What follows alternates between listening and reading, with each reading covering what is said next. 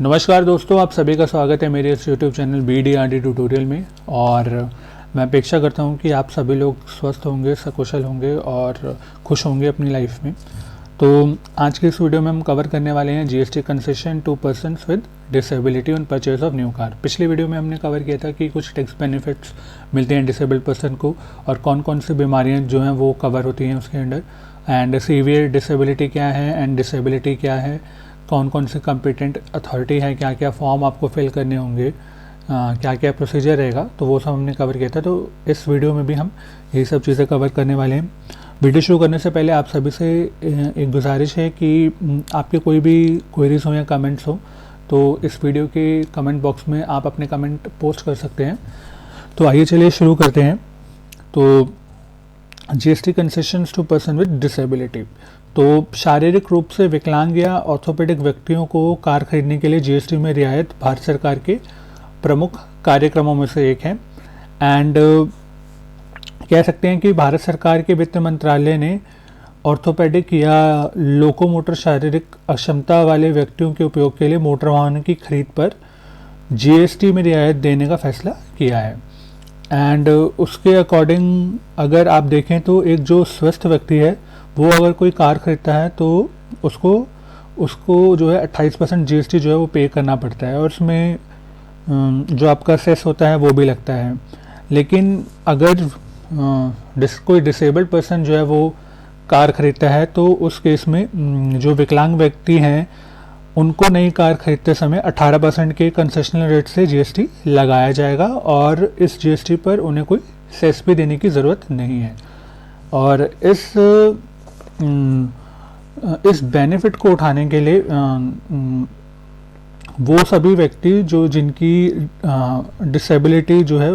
40% है या जो परमानेंट रूप से डिसेबल हैं वो आवेदन कर सकते हैं। एंड जो भारत सरकार की तरफ से यह कार्य मैं कह सकता हूँ कि ये जो इनिशिएटिव है या जो पॉलिसी इस इंडियन गवर्नमेंट ने शुरू करी है, ये जो इसका जो दायित्व है वो मिनिस्ट्री ऑफ हैवी इंडस्ट्रीज़ को सौंपा गया है। एंड कुछ कॉन्टैक्ट पर्सन्स के मेल आईडीज़ हैं जहां आप अपनी रिक्वेस्ट जो है वो भेज सकते हैं कि आपने कोई गाड़ी ख़रीदनी है एंड उसका बिल वगैरह जो आप उसका मतलब पर्टिकुलर्स वगैरह बता सकते हैं कि कौन सी गाड़ी ले रहे हैं, क्या अमाउंट है, तो या कोई भी क्वेरी है इस पॉलिसी से रिलेटेड। तो कुछ कॉन्टैक्ट पर्सन्स हैं, ये उन कॉन्टैक्ट पर्सन्स के नाम है एंड ये सारी ईमेल एड्रेस मैं अपने डिस्क्रिप्शन बॉक्स में भी डाल दूंगा। एंड जो सबसे एक इम्पॉर्टेंट बात है नोट करने के लिए वो ये है कि जो रियायत है, जो ये बेनिफिट मिल रहा है 18% वाला डिसेबल्ड पर्सन को, वो गाड़ी खरीदने से पहले, मतलब आप गाड़ी खरीदते हैं तो तब मिलेगा और उस टाइम आप गाड़ी खरीदने के बाद आपको कोई रियायत नहीं मिलेगी। तो आइए चलिए देखते हैं कि क्या क्या कौन कौन सी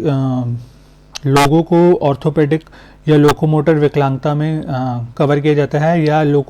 आप कह सकते हो कि ऑर्थोपेडिक या लोकोमोटर विकलांगता होती क्या है, ये भी हम अब इस स्लाइड में कवर करने वाले हैं। तो लोकोमोटर विकलांगता का अर्थ है, आप ये लगा लीजिए, अंगों के गति में प्रतिबंध, जैसे हाथ या पैर आपके सही से प्रॉपर्ली नहीं चल पा रहे हैं, और या फिर आसान शब्दों में बोलूँ तो एक जगह से दूसरी जगह चलने में आपको दिक्कत होती है, पैरों में आपकी विकलांगता है। एंड ये एक जॉइंट और मसल रिलेटेड प्रॉब्लम है और सामान्य तौर पे इससे हड्डियों, जोड़ों और मांसपेशियों में संबंधित विकलांगता के रूप में भी देखा जाता है। और इसमें जो व्यक्ति को जो है वो चलने फिरने में थोड़ा दिक्कत होता है, थोड़ा क्या काफ़ी ज़्यादा दिक्कत होता है। और जैसे चलना फिरना, उठना, सामान उठाना या हाथ में कुछ सामान पकड़ना, तो ये सब जो है वो इन सब परेशानियों का जो है उन्हें सामना करना पड़ता है। तो जैसा कि देख सकते हैं bones, joints and muscles. And तो अगर आपको कोई भी डिसेबल्ड पर्सन है उसको अगर गाड़ी खरीदनी है, नई गाड़ी खरीदनी है, तो उसके लिए उसका जो है वो जो उसकी जो डिसेबिलिटी है वो परमानेंट नेचर की होनी चाहिए, मतलब स्थायी होनी चाहिए। एंड जैसा कि बताया मैंने, हिंदी में इसे क्या कहा जा सकता है कि चलने फिरने में असमर्थता और चलन संबंधी विकलांगता और अस्थि विकलांगता। तो इस योजना के तहत अगर हम देखें तो कौन कौन से जो हैं वो व्हीकल्स जो हैं वो खरीदे जा सकते हैं। तो मिनिस्ट्री ऑफ फाइनेंस ने एक नोटिफिकेशन निकाला था 30 सितंबर 2019 को कि कोई भी मोटर व्हीकल जिसकी लंबाई 4 मीटर से या 4 मीटर से कम या 4 मीटर के बराबर हो एंड ऑटोमेटिक या मैनुअल कार हो जिसकी 4 मीटर से कम या 4 मीटर के बराबर हो लेंथ, और पेट्रोल सीएनजी जो है वो और एलपीजी से चलने वाली गाड़ियों जिनकी ईंधन की जो क्षमता है वो 1200 सीसी से अधिक ना हो, और डीजल से चलने वाली की 1500 सीसी से अधिक ना हो, तो वो सब गाड़ियां इस योजना में जो है वो कवर हो जाएंगी। तो क्या क्या कवर हो जाएगा, या तो ऑटोमेटिक या मैनुअल कार हो जिसकी लेंथ जो है वो 4 मीटर से ज़्यादा ना हो, पेट्रोल के केस में 1200 सीसी से ज़्यादा ना हो, पेट्रोल एलपीजी और सीएनजी के केस में 1200 सीसी से ज़्यादा ना हो इंजन कैपेसिटी, एंड डीजल के केस में 1500 सीसी से ज़्यादा ना हो। क्या क्या डॉक्यूमेंट्स रिक्वायर्ड होंगे और हम कैसे अप्लाई करेंगे, तो ये प्रोसीजर समझ लेते हैं फ्रेंड्स। एंड तो इस प्रक्रिया के लिए आपको जो है वो ऑनलाइन जो भी आवेदक है उसको ऑनलाइन जो है वो अप्लाई करना पड़ेगा। और यदि आप सोचते हैं कि गाड़ी खरीदने के बाद एकदम से जीएसटी रिफंड के लिए अप्लाई करेंगे तो ऐसा संभव नहीं है। वाहन खरीदने के बाद जो है वो आपको जीएसटी रिफंड नहीं मिलेगा। आवेदन अगर आपको करना है, किसी एप्लीकेंट को जो है वो एप्लीकेशन फॉर्म वगैरह भरना है, तो आपको ये जो नीचे मेंशन किया हुआ URL है इस पे जाना होगा और इस पे जाके क्लिक करके अपना जो है वो एप्लीकेशन फॉर्म वगैरह भरना होगा। अब देख लेते हैं कि क्या क्या डॉक्यूमेंटेशन जो है वो रिक्वायर्ड होंगे जो आपको अपलोड करने होंगे। तो एप्लीकेशन फाइल करते टाइम आपको आधार कार्ड की एक कॉपी, पैन कार्ड की एक कॉपी, या आपके पास यूआईडी कार्ड है तो उसे अपलोड करना होगा। यूआईडी कार्ड आप बोल सकते हैं कि एक यूनिक डिसेबिलिटी कार्ड होता है जो भारत सरकार द्वारा विकलांग व्यक्तियों को जारी किया जाता है। एंड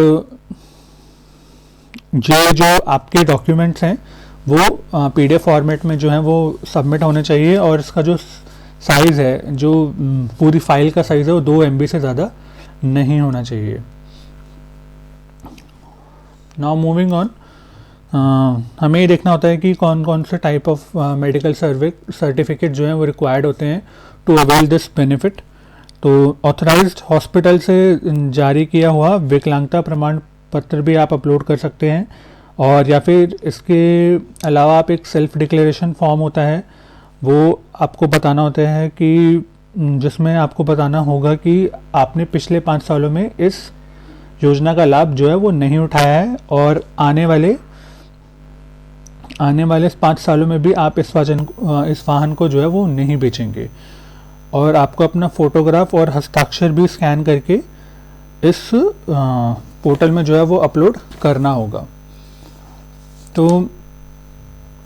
जहाँ तक विकलांगता की प्रमाण पत्र की आवश्यकता है तो सामाजिक न्याय और आधिकारिक मंत्रालय द्वारा जारी यूनिक डिसेबिलिटी आइडेंटिटी कार्ड यानी यूडीआईडी कार्ड विकलांगता प्रमाण पत्र की को प्राथमिकता जो है वो दी जाती है। और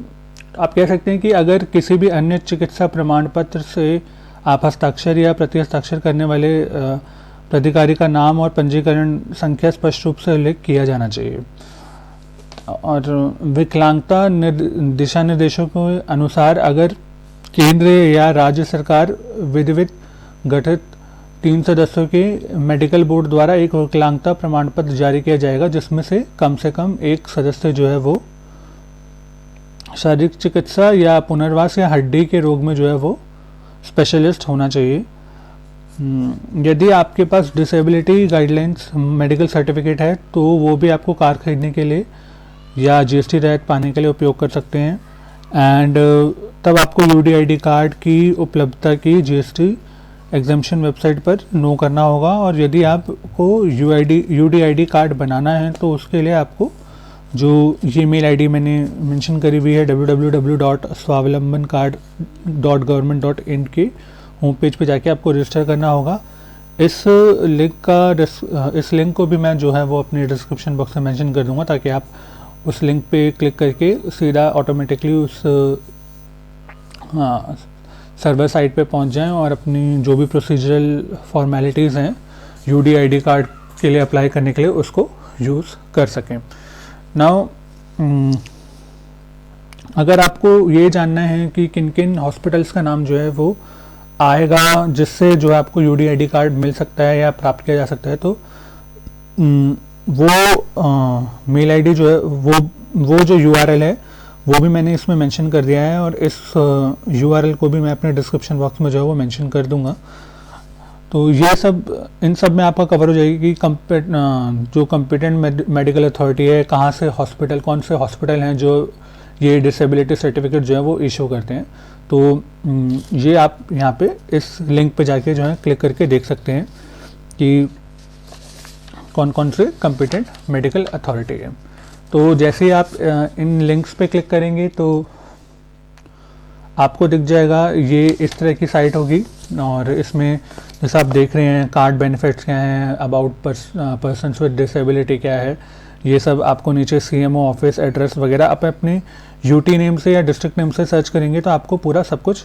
जो है वो विवरण नीचे मिल जाएगा, किससे आपको कांटेक्ट करना है। तो ये सारी चीज़ें जो हैं आपकी कवर हो जाएंगी। जैसे कि फॉर एग्जांपल अगर आप दिल्ली चुन लेते हैं तो डिस्ट्रिक्ट नाम में जो है वो ऑल आ जाएगा, एंड यहाँ पर पर्टिकुलर डिस्ट्रिक्ट नाम चुन के जैसे कि स्क्रीन में नीचे दिखाया हुआ है,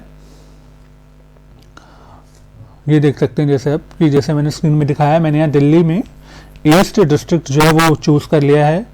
एंड उसके corresponding CMO office address, contact person, email ID, contact number की डिटेल्स जो है वो मेरे पास अब आ गई है, उपलब्ध हो गई है। तो ये सब जो है वो आप देख सकते हैं उस URL में जाके। नाउ और उसके अकॉर्डिंग जो है वो आप कांटेक्ट कर सकते हैं कंसर्न पर्सन से। पर यहाँ जो एक बहुत ही इम्पॉर्टेंट चीज़ है वो ध्यान करने के लिए ज़रूरी है कि ये जो प्रोसीजर है ये इम्प्लीमेंट तभी होगा, या ये कह सकते हो कि जो प्रक्रिया है वो तभी अमल में लाई जाएगी जब आप UDID कार्ड के लिए अप्लाई करते हैं, तभी दिए गए कॉन्टैक्ट पर्सन के बुलावे पर आप उनसे कॉन्टैक्ट कर सकते हैं। तो ये हमारा हो गया कि कौन कौन से साइट्स पे आपको जाके जो है वो एप्लीकेशन फॉर्म भरना होगा, एंड क्या क्या प्रोसीजर रहेगा अगर आपको UDID कार्ड चाहिए, कौन सी कॉम्पिटेंट अथॉरिटी होगी, और आपके डिस्ट्रिक्ट या आपके स्टेट के अकॉर्डिंग आप किस पर्सन से जो है वो कांटेक्ट कर सकते हैं, कौन सी आपकी एप्लीकेशन किस वार्ड में या किस पर्सन के पास जाएगी, और वो आपको with in the timelines prescribed call करेंगे फॉर द वेरिफिकेशन, और ये देखने के लिए कि आपको UDID कार्ड की ज़रूरत है। तो इसमें हम देख लेते हैं कि क्या क्या जो है वो टाइम लगेगा in the process of getting the certificate. तो अगर आपकी एप्लीकेशन पूरी तरीके से फिल अप हो गई है एंड उसमें कोई भी क्वेरीज या कोई भी एरर नहीं है, तो उसके 1 महीने के भीतर भारी उद्योग मंत्रालय, जो कि एक आप कह सकते हो मिनिस्ट्री ऑफ हैवी इंडस्ट्रीज के द्वारा आपको जो है ये सर्टिफिकेट जो है वो प्रोवाइड किया जाएगा। और इस सर्टिफिकेट की जो वैलिडिटी है वो 3 मंथ्स होगी, और आप कह सकते हैं कि जो व्हीकल होगा वो आपको विद इन दिस 3 मंथ्स जो है वो परचेज करना होगा, ताकि आपको जो भारत सरकार के द्वारा ये रियायत मिली है उसका आप फ़ायदा उठा सकें। और जो ये सर्टिफिकेट है वो अब ऑनलाइन इशू होता है, ऑफलाइन नहीं होता है, ड्यू टू कोविड जो है वो अब काफ़ी सारी चीज़ें ऑनलाइन हो गई हैं, तो ये भी ऑनलाइन ही अवेलेबल, ऑनलाइन ही इशू करते हैं। कुछ और भी इंस्ट्रक्शंस हैं जो मतलब देखने के लिए, जो देखने और समझने के लिए इम्पॉर्टेंट है अगर आप कंसेशन प्राप्त करना चाहते हैं। तो जो मिनिस्ट्री ऑफ हैवी इंडस्ट्रीज़ होगी वो एक सर्टिफिकेट की कॉपी और जो आपके रिस्पेक्टिव डीलर हैं उनको, और जो ओरिजिनल इक्विपमेंट मैन्युफैक्चरर्स हैं जो कि हम कह सकते हैं कि जिस कंपनी की गाड़ी है और उस कंपनी के आरटीओ को जिनके पास आपका रिकॉर्ड वगैरह जाएगा गाड़ी का, वो क्रॉस चेक के लिए, कंफर्मेशन के लिए भेजेंगे। एंड ये सब पोर्टल के थ्रू ऑनलाइन किया जाएगा, ऑफलाइन कुछ भी नहीं होगा, पोर्टल के माध्यम से यह सब कुछ ऑनलाइन किया ही जाता है। एंड जो कार डीलर हैं आपके, कार डीलर उस व्यक्ति से जिसके नाम पे जीएसटी प्रमाण पत्र जारी किया गया है, जिनके नाम पे जो है वो गाड़ी जीएसटी सर्टिफिकेट जो है वो जारी किया गया है, तो गाड़ी खरीदते समय गाड़ी की कीमत पर रियायती दर से जीएसटी कटेगा और जीएसटी रियायत के साथ खरीदी गई ऐसी सभी कारों के लिए बिल या इनवॉइस पर एक होलोग्राम सिंबल भी बना होगा जिस पर लिखा होगा to be registered as adopted vehicle, यानी आप कह सकते हैं कि अनुकूलित वाहन के रूप में पंजीकृत। तो आपकी इनवॉइस जो आपका सर्टिफिकेट होगा उसके ऊपर ऐसे मेंशन होगा कि to be registered as adopted vehicle, और जो एप्लीकेंट होगा वो इन्फॉर्म करेगा मिनिस्ट्री ऑफ हैवी इंडस्ट्रीज को 30 दिनों के भीतर from the date of registration of vehicles, और ये सारी जो प्रोसीजर होगा वो सारा जो है वो ऑनलाइन ही होगा। Now moving on to the next slide, हमें ये देखना होगा अगर बिना खरीदे ही सर्टिफिकेट की वैलिडिटी ख़त्म हो जाती है तो उस केस में हम क्या कर सकते हैं। तो आप एक्सटेंशन के लिए जा सकते हैं, एंड जैसा कि मैंने पहले भी बताया था कि जीएसटी कंसेशन सर्टिफिकेट सिर्फ 3 महीने के लिए ही वैलिड होगा, तो यही एक बार कंसेशन सर्टिफिकेट लेने के बाद 3 महीने के अंदर गाड़ी खरीदनी होगी। लेकिन यदि किसी कारणवश कोई विकलांग व्यक्ति जो है 3 महीने में गाड़ी खरीद नहीं पाता है तो वह उस जीएसटी रियायत प्रमाण पत्र की वैधता अवधि में विस्तार के लिए अप्लाई कर सकता है, और उसके लिए मौजूदा प्रमाण पत्र की समाप्ति के बाद आवेदक को संबंधित अधिकारियों को ईमेल भेजना पड़ेगा। जो आपके कॉन्टैक्ट डिटेल्स आ रही थी ना उसमें, जिस जो आपने, जैसे मैंने दिल्ली चूज़ किया था, ईस्ट दिल्ली में हमारे पास काफ़ी सारे नाम और कॉन्टैक्ट पर्सन के नंबर, मेल आईडी वगैरह आते हैं, उनको आपको भेजने पड़ेंगे डॉक्यूमेंट्स। ईमेल एड्रेस जो है वो मैं अपने डिस्क्रिप्शन बॉक्स में मेंशन कर दूंगा, जो भी सारे ईमेल एड्रेस थी और जो मैंने फर्स्ट स्लाइड पे बताई थी। और इस ईमेल के साथ एक एप्लीकेशन जो है वो आपको लिखनी होगी, और एक नॉर्मल एप्लीकेशन जो रिटर्न एप्लीकेशन होती है वो आपको लिखनी पड़ेगी, एंड जिसमें आपकी ये रिक्वेस्ट होगी कि आप जो है वो मेरा एक्सटेंड कर दीजिए टाइम पीरियड, और मेरी जो वैलिडिटी है 3 महीने की वो ख़त्म होने वाली है, ख़त्म हो गई है। एंड इसके साथ जो आपको पहला GST form, GST concession certificate जो है वो इशू है, उसकी कॉपी आपको एक लगानी होगी। और इसके साथ साथ जो डीलर से आप गाड़ी खरीद रहे हैं उस डीलर का पत्र भी चाहिए होगा, जिसमें वो ये कंफर्म करेगा कि गाड़ी जो है वो अभी खरीदी नहीं है, मतलब एक एनओसी चाहिए होगा कि कोई ऑब्जेक्शन नहीं है, और गाड़ी अभी तक जो है वो कंफर्मेशन लेटर चाहिए होगा कि अभी तक कोई भी गाड़ी जो है वो खरीदी नहीं गई है।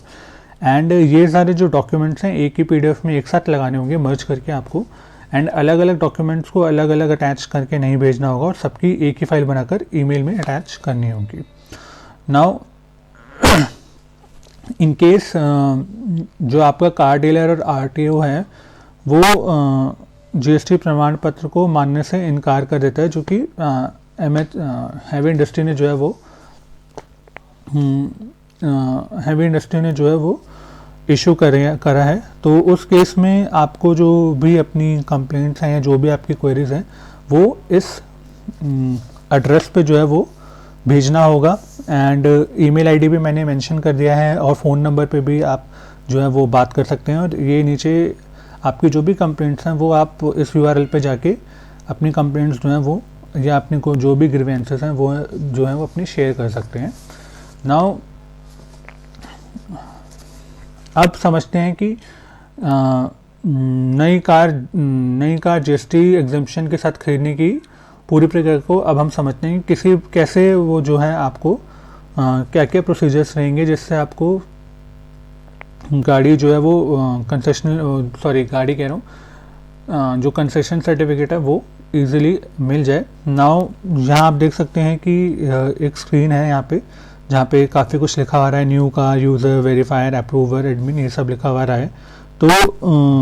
आपको सबसे पहले जो है वो इस साइट पे जाके रजिस्टर करना होगा। तो जो रजिस्टर का कॉलम, रजिस्टर बटन पे जाके देखिए, जैसे आप रजिस्टर बटन पे जाके आप क्लिक कीजिए एंड जो पेज के नीचे उसमें शो हो रहा है रजिस्टर का, वहाँ जाके आप क्लिक कर सकते हैं। एंड उसके बाद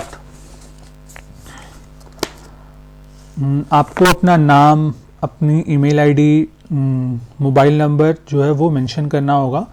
एंड जो यहाँ लिखा रहा है क्लिक टू वेरीफाई आधार, यहाँ पे आपको क्लिक करना होगा। आपके फ़ोन, जो भी आपने अपना नंबर दिया होगा, अगर वो आधार से लिंक्ड है तो आपके फ़ोन पे जो है वो OTP आ जाएगा। एंड उसके बाद जो है वो आपके पास एक मैसेज आ जाएगा, कंफर्मेशन मैसेज, कि जो आपका आधार नंबर है वो वेरीफाइड हो गया है। उसके बाद अगर आपके पास UDID नंबर है तो आपको यस करना होगा, और अगर UDID नंबर नहीं है तो नो ऑप्शन पे आपको क्लिक करना होगा। और जैसे ही आप यस पे क्लिक करेंगे तो आपका जो UDID नंबर है वो भी वेरीफाइड हो जाएगा। अब इस केस में अगर आपको हाँ या ना के विकल्प के चुनने के मामले में आपको पासवर्ड दर्ज कराना होगा, और पासवर्ड कंफर्म करने की पुष्टि करनी होगी, और कैप्चा और I agree with the terms condition में चेक करना होगा। और जो अपना पासवर्ड है वो आप प्लीज़ जो है वो अच्छे से याद रखिएगा या कहीं लिख के रख लीजिएगा, ताकि आपको आगे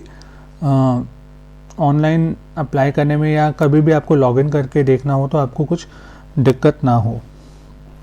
तो ये सब प्रोसीजर होने के बाद जब आप रजिस्ट्रेशन बटन पे क्लिक करेंगे तो एक मैसेज आएगा सक्सेस का, एंड एक मैसेज होगा कि success that your account has been created successfully. और उसके बाद अपनी मेल आईडी, जो आपने मेल आईडी मेंशन की होगी, उसमें देख सकते हैं, एंड आपका जो अकाउंट है वो उसकी डिटेल्स आपके पास आ जाएंगी। और उसमें एक ऑप्शन आ जाएगा कि please click here to activate your account.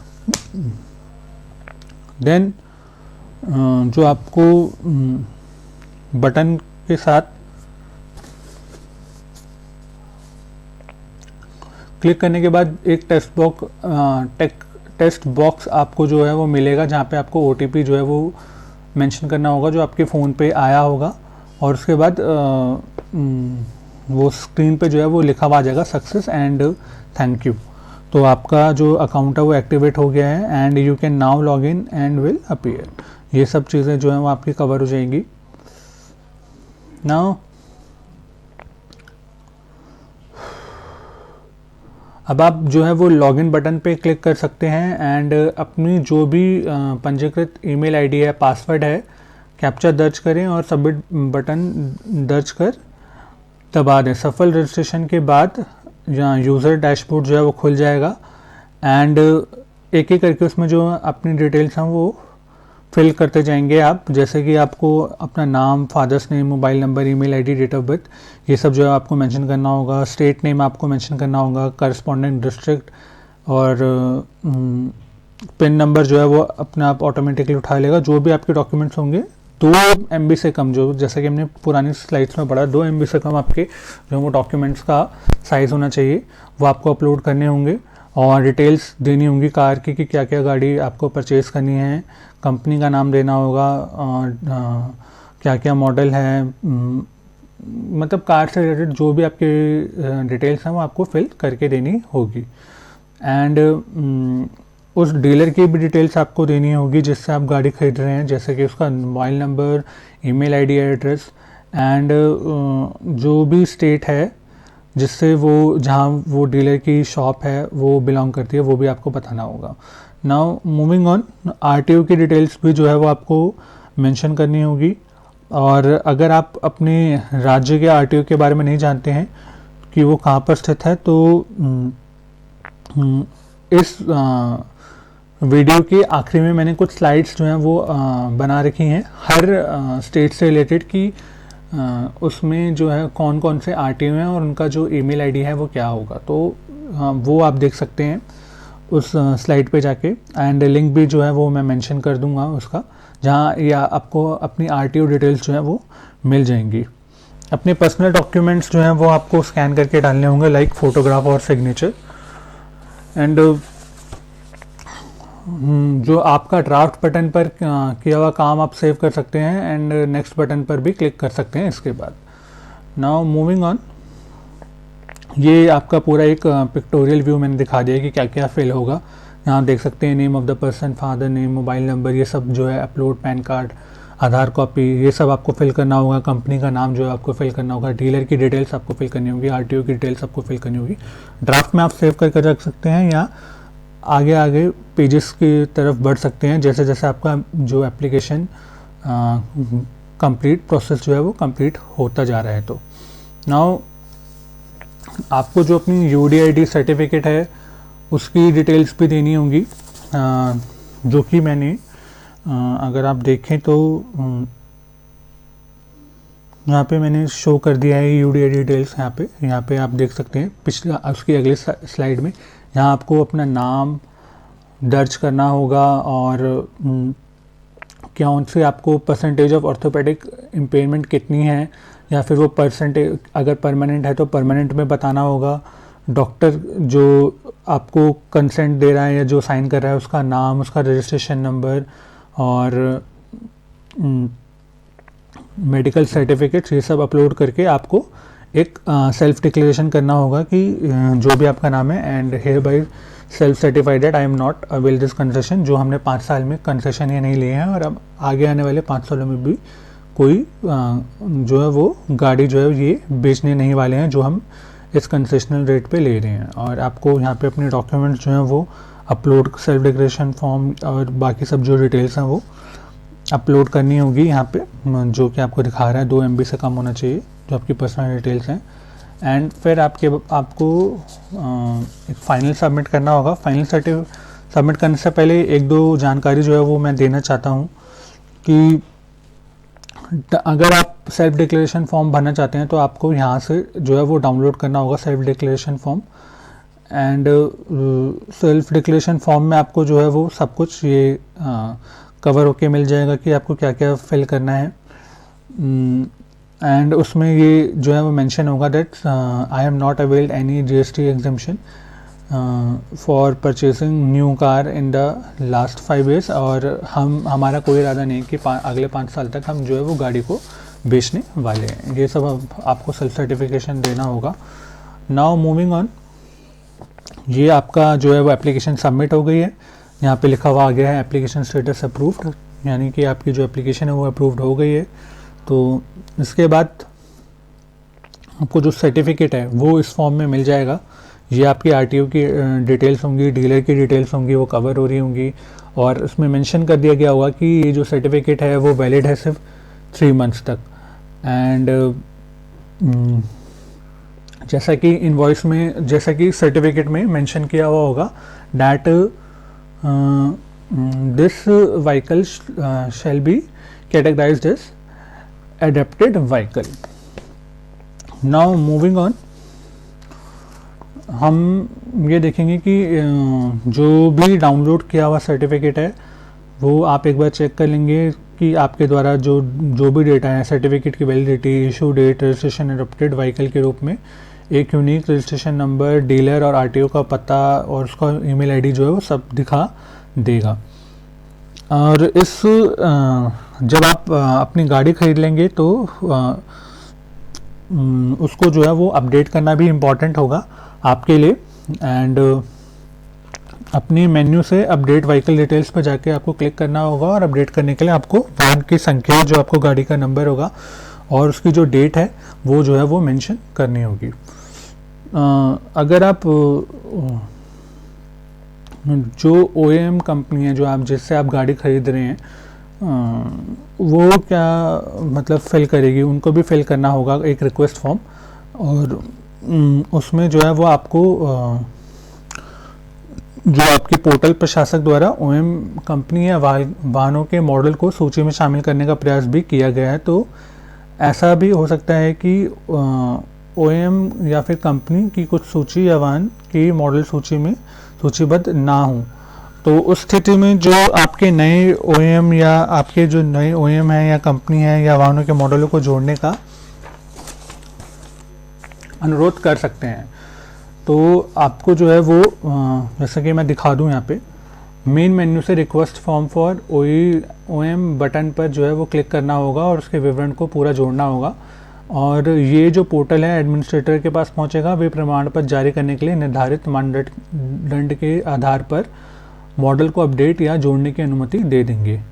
इसके लिए आपको जो ओएम या company name, model name, variant, engine power, capacity, length of car, ये सब जो कि ऐसा स्क्रीन में मेंशन हो रहा है, वो सब बटन दबा के उनमें जो है वो अपनी डिटेल्स जो है फिल करनी होगी। एंड